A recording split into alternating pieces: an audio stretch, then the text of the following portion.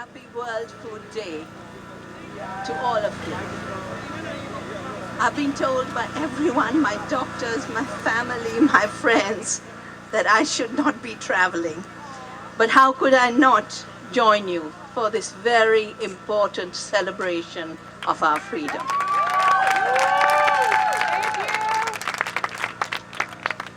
Because while we have the Occupy movement all over the place, recognizing how corporations are stealing our world, stealing the gifts of nature, stealing the gifts of our labor, it's the GMO-free movement that has understood how one corporation, Monsanto, is doing this.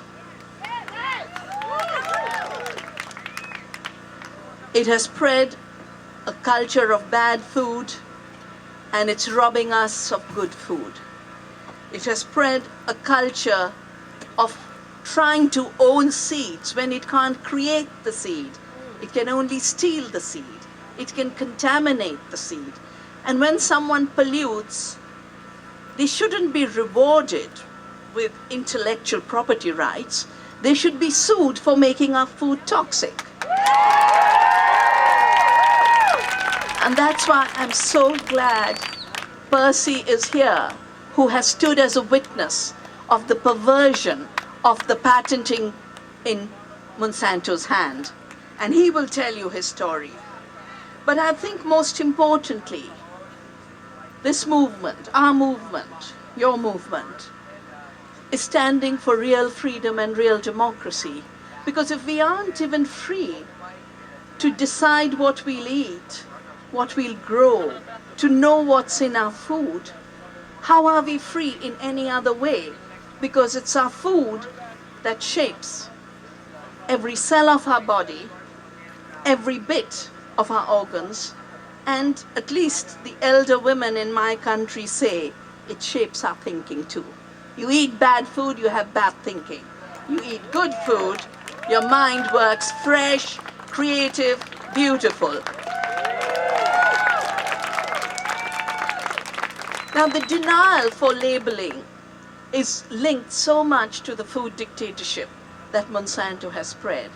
And I feel terrible that a White House with Obama is doing exactly the same thing as the White House with Bush Sr. and the White House with Bush Jr.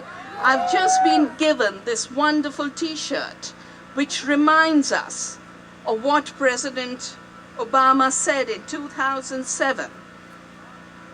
It's from Food Democracy Now! Here's what I'll do as president.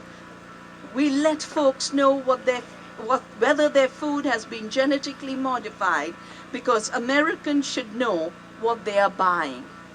And I would add what they're eating, because you don't just buy food, you eat it. He should be held to his promise. That's why he was voted to power. Now, the argument that supports the denial of labeling was a lie created by President Bush Sr. when we managed to get the Convention on Biological Diversity through at the Earth Summit in '92, and we managed to get a biosafety protocol commitment under Article 19.3 of that convention. President Bush Sr. walked out and said, I will not let my biotech industry be regulated.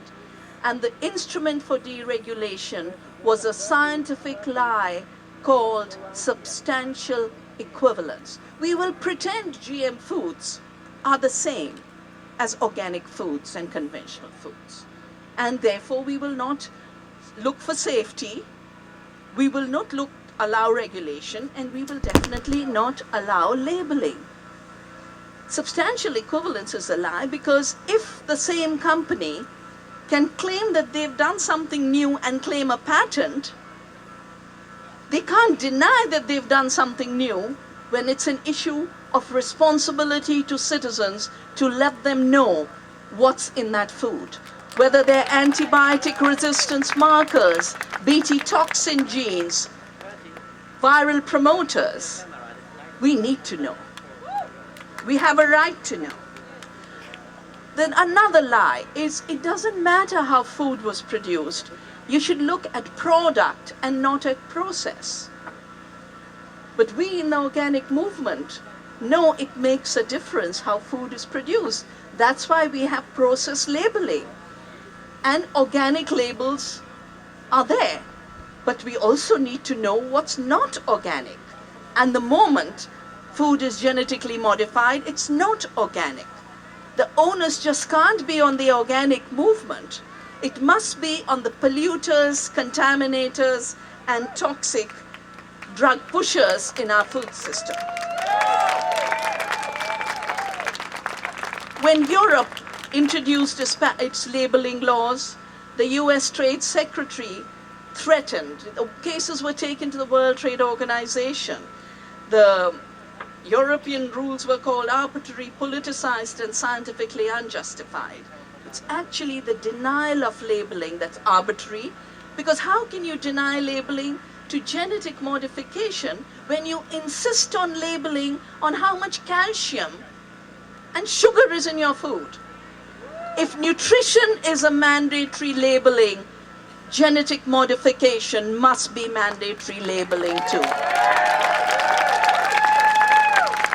In any case, the threats the US has put against all our countries, I sued our government to ensure labeling.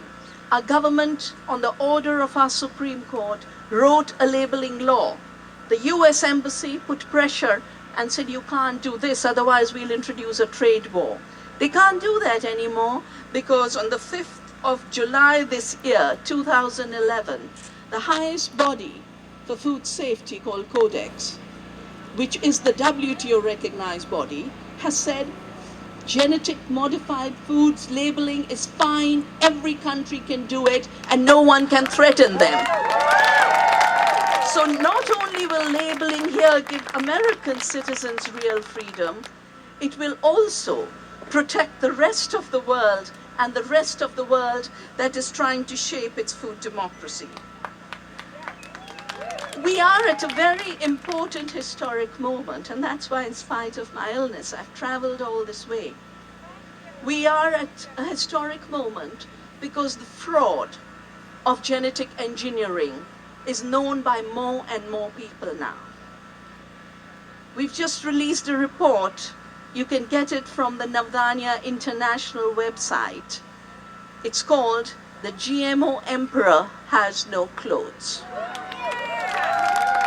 First, they claimed they were going to feed the world, but their crops do not produce more yields. In India, they claimed 1,500 kilograms of cotton per acre. The average is 300 to 400, and we get that through organic. You don't have to contaminate your crops. They claim there'd be reduced chemical use. In fact, even till today, Monsanto will say this is an alternative to chemical agriculture. In India, because of Bt cotton, 13-fold increase in pesticides. In this country, 15% increase in herbicide. The only two pathetic applications Monsanto brought us in all these years: herbicide-resistant crops, Bt toxin crops. Both are about increasing toxics. One was supposed to control weeds, the other was supposed to control pests. What they've given us is super weeds, between 12 to 15 million acres of this country lost to farming because of weeds that now need Agent Orange to be sprayed. And in India and China, 12-fold increase in pests, new pests and resistant bollworm. So chemical use hasn't gone down. Instead of controlling weeds and pests, we have super weeds and super pests. And now they claim, oh, we will give you climate resilient crops to deal with climate change. No, they can't create climate resilience through genetic engineering.